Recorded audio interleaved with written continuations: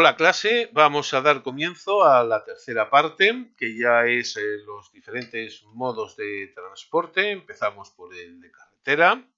Y bueno, pues, digamos que es el que comunica mejor de puerta a puerta, es el que permite mucha más accesibilidad y bueno, las competencias las tiene el Estado y las comunidades autónomas y después dentro de cada comunidad autónoma las diputaciones por provincias y los cabildos en el caso de las islas. ¿De acuerdo?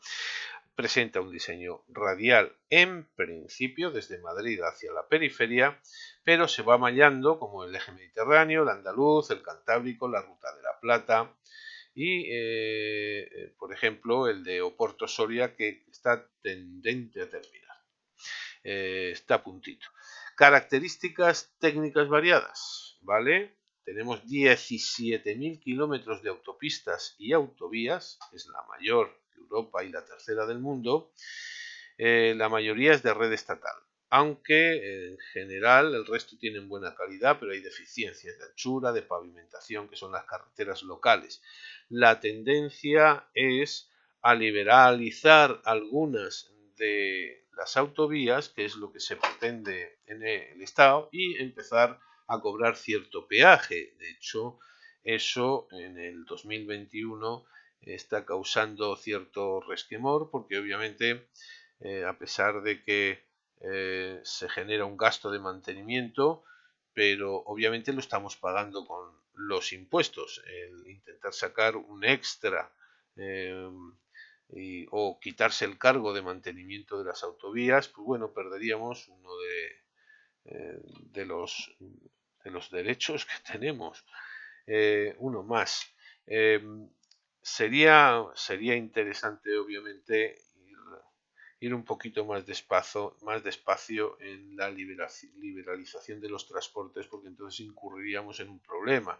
Las zonas que están menos comunicadas y que ofrecen menos intereses al desarrollo económico se encontrarían con un serio problema de comunicación y de inversión en infraestructuras posterior, debido a esa liberalización del mercado del transporte por carretera, del control de las vías, autovías y obviamente y autopistas, que sería ya todo uno, de peaje. Pero bueno, eh, es algo que hay que mirar, o pienso yo que hay que mirar un poquito más despacio, ya que en este país además la mayor del tráfico la ocupa este sistema, ¿de acuerdo? Hay desequilibrios territoriales, de acuerdo, hay zonas que están, obviamente, son muy dinámicas económicamente y tienen unas infraestructuras estupendas, como Madrid, Cataluña, Valencia, algunas zonas como Málaga, la cornisa gallega y el País Vasco, pero en las zonas en general del Cantábrico y las islas lo tienen peor.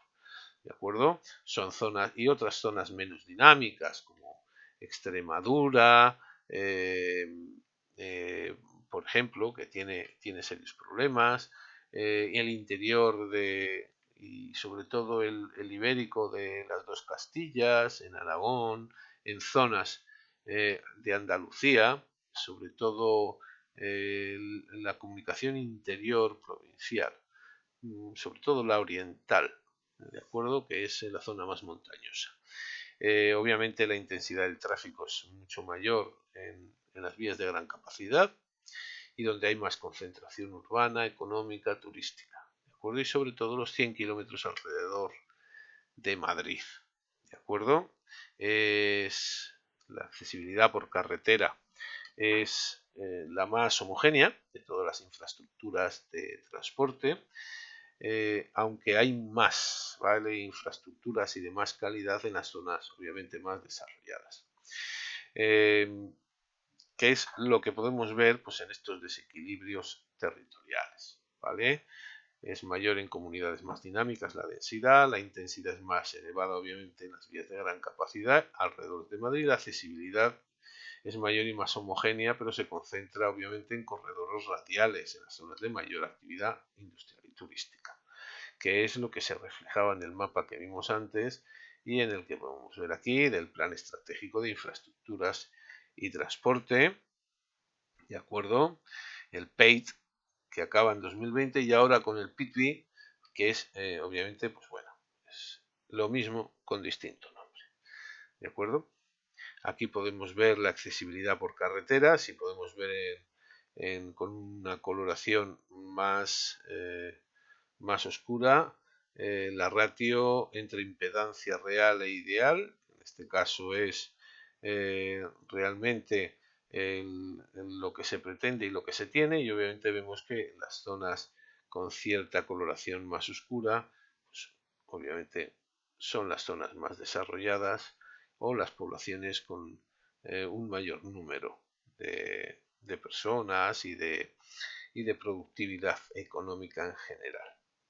¿Vale? Además, digamos, hay que fomentar el transporte público para evitar y crear esas carreteras verdes para conseguir corregir el exceso de contaminación por el tráfico urbano, sobre todo el coche, ¿no? Ese es quizá el mayor caballo de batalla en el que estamos trabajando ahora, aunque ya se están empleando motores más eficientes, que no contaminan tanto, biocombustibles sobre todo, ¿vale? Pero bueno, está ahí, ¿vale? Para ir corrigiendo cosas. Y digamos que igual a lo que se tiende encareciendo el uso de las autovías mediante peajes es el uso de medios de transporte eh, públicos o masivos como el autobús, el tren, etc. Bueno, aquí podemos ver el PITB, ¿de acuerdo? Todas las pretensiones que tiene y obviamente las inversiones que se pretenden en infraestructuras. Obviamente han ido descendiendo porque ya se han realizado unas cuantas y como vemos, bueno, ahora tiende del 2017 al 2019 a aumentar y se espera aproximadamente que el PITB otorgue unos 14.000 millones de euros, con lo cual obviamente está entre unos 13 o 14.000 millones de euros para invertir también en infraestructuras y demás. Sobre todo se va a ir al siguiente transporte, que es el ferrocarril, que es el que va a absorber la mayor cantidad de inversión. Además se ha liberalizado recientemente, con lo cual ya hay compañías que no son Renfe y no son estatales, sino que proceden de otros países, como es el caso del AVE Low Cost que conecta Madrid con Barcelona y que pertenece a Francia. ¿De acuerdo? Y bueno, interesante, obviamente, liberalizar también este sector para que bajen los precios y sea todo un poquito más competitivo. Pero a ver, digamos, cómo se va a reflejar eso en el resto, en la operadora Renfe y Adif, que es la propietaria de las infraestructuras, que va a pasar con esa liberalización. ¿De acuerdo? Bueno, aquí podemos ver la red ferroviaria. No tenemos el número de vías férreas que tienen otros países europeos, tenemos mucho menos. Sin embargo, en cuanto a redes de alta velocidad, que son las que más se demandan y que tenemos más de 3.100 kilómetros y se están medio ejecutando otros 3.000, solamente estamos por detrás de China, con lo cual obviamente somos los que más hemos construido en España, obviamente, perdón, en Europa, con lo cual obviamente, pues bueno, es muy interesante, pero no solamente se tiene que quedar en el tren de alta velocidad, que además es muy encarecido, sino que además, obviamente, pues bueno, se tiene que igualar en muchos de los tramos, porque sigue habiendo tramos que obviamente están abandonados de la inversión. Además, obviamente también nos podemos encontrar que no tienen tantas prestaciones. Además, se encarecen en muchos casos esos usos y bueno, eso complica aún más lo que se pretende o lo que se pretendía en el Pitbuy aquí, ¿vale? En general, eh, que se complete la red de alta velocidad y que se mejore la red de cercanías, ¿vale? Y contribuir a un desarrollo equilibrado. Eso es una de las cosas que obviamente se tienen que entender.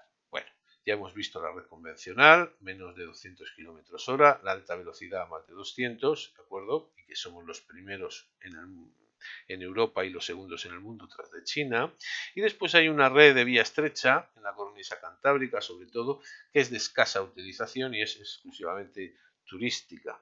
Y debe, obviamente,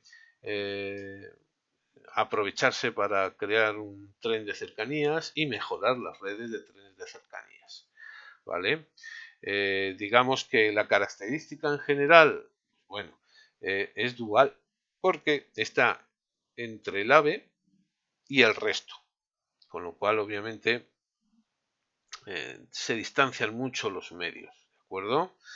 En cuanto a lo que es el tráfico de pasajeros, ¿de acuerdo? Seguimos por debajo de las ratios que se marcan en Europa y hay eh, además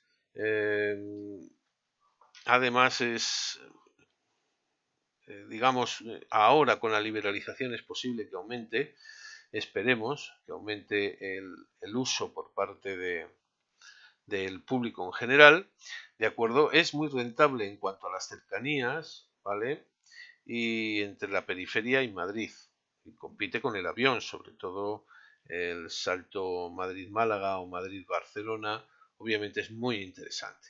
El tiempo que se tarda, Madrid-Málaga es 2 horas y 15 minutos aproximadamente, cuando en avión obviamente tardas menos, pero la espera en aeropuerto para ir y para volver obviamente eh, incrementa bastante el tiempo.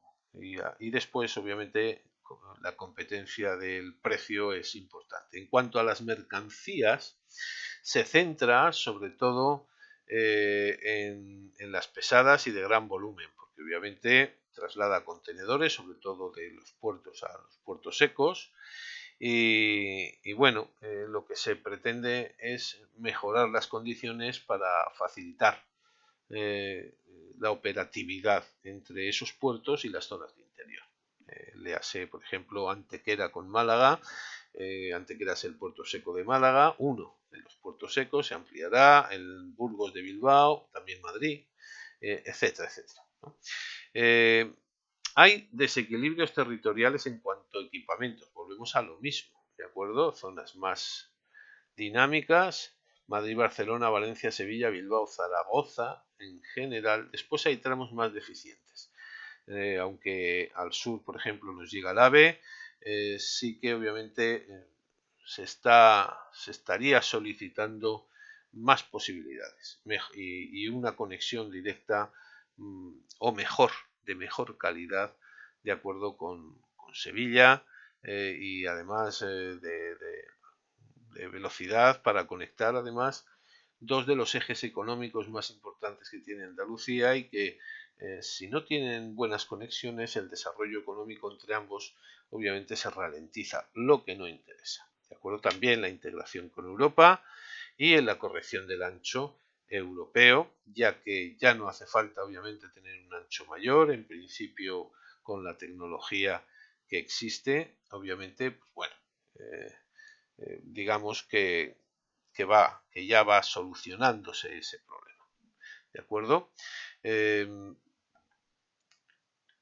En cuanto al tema medioambiental, se está intentando sobre todo el conseguir la integración en el paisaje y crear esas vías verdes. ¿De acuerdo? Es quizá lo más interesante. Y con esto pasamos a lo que es el transporte marítimo, pero lo vamos a dejar para un siguiente vídeo. acuerdo? Cualquier pregunta, ya sabéis.